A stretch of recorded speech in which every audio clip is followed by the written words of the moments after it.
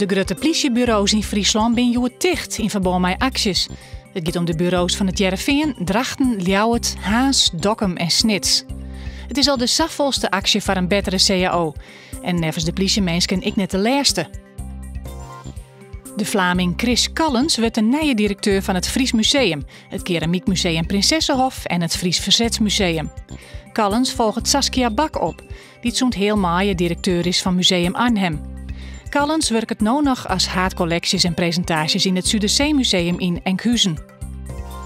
Dit is een meubplak, zei Cornelia. Jos zat de Strauwentas en het Wienschermdal. Op Skiermontzee is joert het nieuwe Tomke-boekje in het Skiermontzegers udeeld. Het is oerzet troch Sietse Schut, een van de ongeveer 30 eilandbewoners die de eilandertaal nog praat.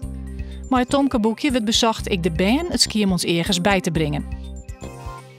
De stoomsleepboot Maarten is van de morgen net de IJsselmar opgien vanwege de Hudde Wien. De motor is wel opstarten. Het schip leidt bij het Wouda-gemaal op een lemmer.